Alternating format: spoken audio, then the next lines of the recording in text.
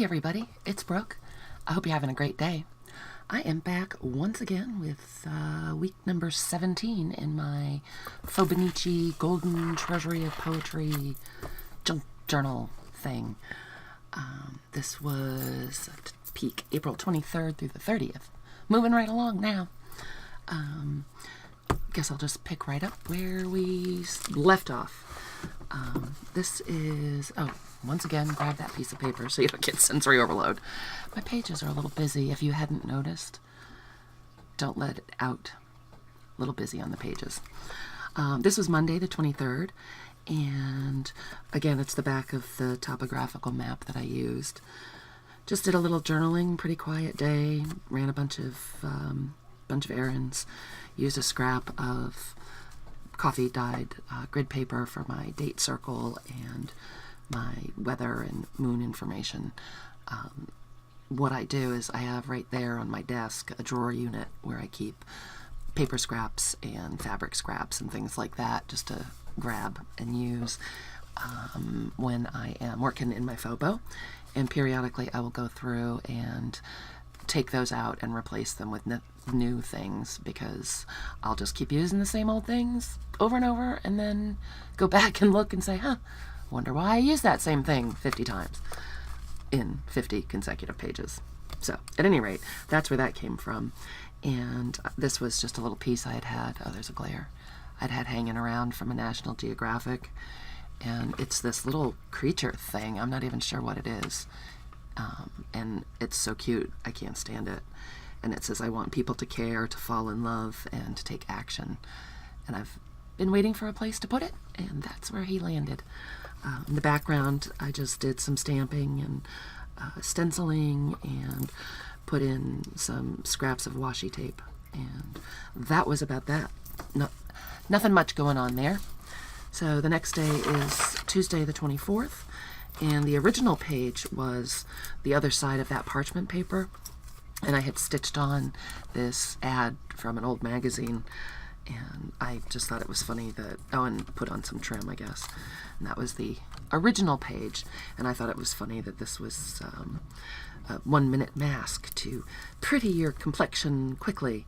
And that ended up being the 24th, which is the day that we went to get Victoria's prom dress altered. So we also went to Ulta Beauty that day, and they gave me this flyer, and that's what I did all the journaling on. I trimmed it down a little bit so it would fit in the pocket, but put the date circle and a little label with the weather information, Victoria getting her dress fitted. And then when you open it up, there's a journaling tag, a Project Life tag where I wrote about the day, stuck in this pocket, which is from a compact that I bought, just a little piece of the box that I glued in. And this funny picture, I'm going to try to bring it up. I don't know if you can see. It's dark. But these are two buildings, and in between the two buildings, I don't think it was a 6-inch space. And can you see it? Those are two pigeons jammed in there with about a loaf of bread. And it was the weirdest thing ever. So anyway, I stuck them in this little piece of packaging that says, "You are beautiful, you are it." And we also went to a place called Elements that day, which is a cool, funky little coffee shop in Biddeford, which is our neighboring town. And I got this gorgeous latte, and the whole place is full of books. So I really like it there. And this was the first time I'd been, but Tori goes there a lot. And that would be her. And that's just a shot of the whole shop. I'll lift it up and see if you can see, along with their business card. But can you see the whole place? This is like the coffee bar in here, and then the rest of it is all a bookstore. And it's a lot of local authors, which is nice. So that was super fun after we got her dress fitted. And then the next day, logically speaking, would be the 25th. And it was. Again, the back of that parchment paper, and I stitched on a piece of scrapbook paper, and again, rainy and cold. And that was, I had to go and get an event monitor, a cardiac monitor that I had to wear for a week, which was a pain. But this is one of the little packages from the electrodes. And I save the good, the bad, and the ugly. It happened, so that was that. But I did have a super fun video chat with my friend Elizabeth that day, so that was really fun. and she's working in her book, Mrs. Nichols, that I sent to her junk journal, and that's been really fun to watch. I'll ask the nice old man to put a link to her down below. I'm sure you know who she is, but if you haven't checked her out, please do, because she is a hoot and a half and really talented. So that was the 25th. Next day was the 26th, and that was an original page from the book, and this is one of the illustrations from that artist that I love, Joan Walsh England. And this is sort of a little bit of a puzzle, because really this goes in here like that. There's my date circle, weather information, and the moon. I washi taped in this list and stapled on a fabric tag. I did all my journaling on there, and it goes on to the back, and you can see more of the original book page there. And then I made a pocket out of a class permission slip. Hall pass, that's what I'm trying to say, good grief. From Victoria's backpack, I guess. It was laying on the counter. So I swiped that, made a little pocket. Guess I ate a banana, which is highly unlikely. I want to like bananas. I try to like bananas. They are so good for you, and they freak me out. But I do eat them periodically because I know they're good for me. And just to see if I like them yet. So far, nope. And in the pocket, there's another Project Life card. See, I really have been going crazy using these with some journaling about it, about the day.